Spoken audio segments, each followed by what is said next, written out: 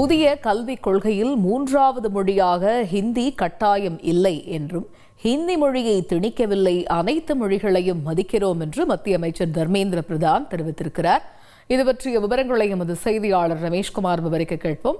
ரமேஷ், வணக்கம். இந்த ஹிந்தி திணிப்பு இல்லை என்று தெரிவித்திருக்கிறார் மத்திய அமைச்சர் தர்மேந்திர பிரதான். இந்த விவகாரம் தொடர்பாக அவர் பேசியது என்ன? முழு விவரங்கள்.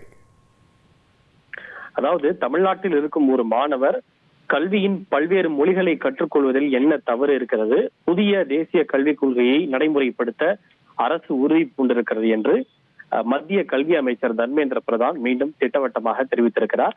நேற்று முன்தினம் வாரணாசியில் செய்தியாளர்களிடம் பேசிய கல்வி அமைச்சர் தர்மேந்திர பிரதான், மற்ற மாநிலங்கள் எல்லாம் புதிய தேசிய கல்விக் கொள்கையை ஏற்றுக்கொள்ளும் போது தமிழகம் மட்டும் ஏற்றுக்கொள்ளாமல் இருப்பது ஏன் என ஒரு கேள்வி எழுப்பியிருந்தார்.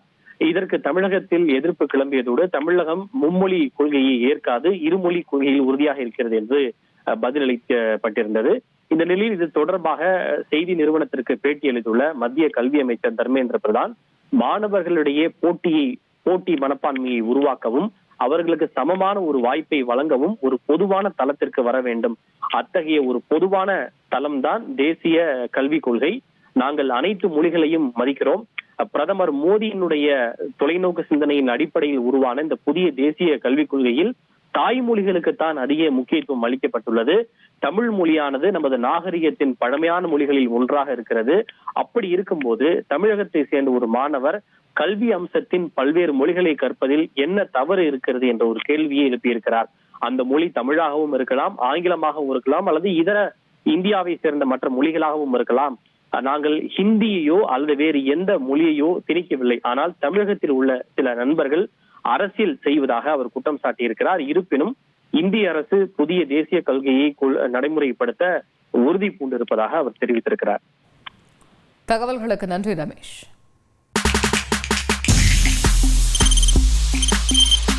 தவிர்க்க முடியாத தம்ப்நெயில்ஸ், கலக்கலான கண்டென்ட்ஸ், சினிமாவும் சீரியஸ் பிரச்சனைகளும், தளபதி விஜய் எப்படா பெரிய கலகலப்பும் கைகலப்பும், ஏற்ற தெரிக்குதுனாலே டன்னு தான்.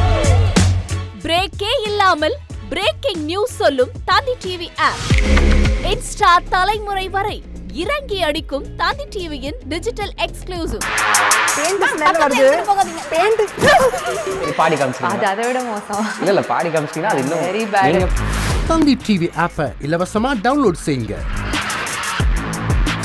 ஃபாலோ பண்ணுங்க, சப்ஸ்கிரைப் பண்ணுங்க, என்ஜாய் பண்ணுங்க.